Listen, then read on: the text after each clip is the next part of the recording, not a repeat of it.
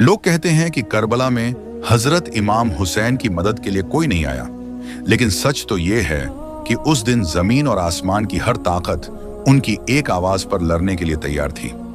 ये वाकया आशूरा के दिन का है। जिन्नात का बादशाह जाफर जिन अपने दरबार में तख्त पर बैठा जश्न मना रहा था। उसे इस बात की खबर ही नहीं थी कि करबला में नबी के घराने पर क्या बीत रही है।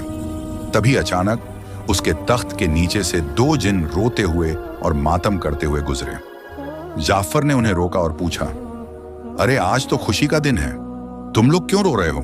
उन जिन्नात ने रोते हुए जवाब दिया, ऐ बादशाह, आपको खबर नहीं, अभी हमारा गुजर यानी करबला की जमीन से हुआ।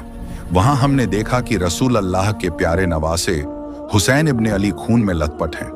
उन पर तीरों की बारिश हो रही है और वो सजदे में हैं। यह सुनते ही जाफर जिन के पैरों तले से जमीन खिसक गई। उसने फौरन जश्न को रोका, सर से ताज उतार फेंका और जंगी लिबास पहन लिया।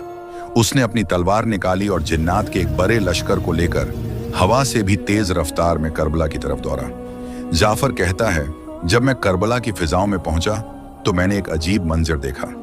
वहां सिर्फ यजीदी फौज नहीं थी, बल्कि आसमान से लेकर जमीन तक फरिश्ते, अंबिया और जिन्नात की कतारें खड़ी थीं। वो सब अपनी बारी का इंतजार कर रहे थे कि इमाम हुक्म दें तो वो दुश्मनों को खत्म कर दें। भीड़ इतनी थी कि जाफर को रास्ता नहीं मिल रहा था। तभी इमाम हुसैन ने नजर उठाई और पुकारा, जाफर, मेरे पास आओ। जाफर जिन रोते हुए इमाम के कदमों में गिर गया और अर्ज की, आका, मेरे पास जिन्नात की बहुत बड़ी फौज है, मुझे इजाजत दें, मैं पलक झपकते ही इन यजीदियों को राख कर दूंगा, इनका नामो निशान मिटा दूंगा। मगर इमाम हुसैन ने बड़े ही सुकून से फरमाया, नहीं जाफर, रुक जाओ। अगर मैं चाहूं तो एक इशारे में दुनिया पलट दूं, लेकिन मैं अपने नाना के दीन को बचाने के लिए और अपने रब की रजा के लिए यह सब्र कर रहा हूं। मुझे अपने अल्लाह की मर्जी प्यारी है। तो दोस्तों, याद रखना, करबला में इमाम हुसैन बेबस नहीं थे। कायनात की हर ताकत उनके हाथ में थी, लेकिन उन्होंने तलवार नहीं उठाई ताकि इस्लाम जिंदा रहे। करबला का यह मंजर बताता है कि जीत हथियार की नहीं, बल्कि सब्र की होती है।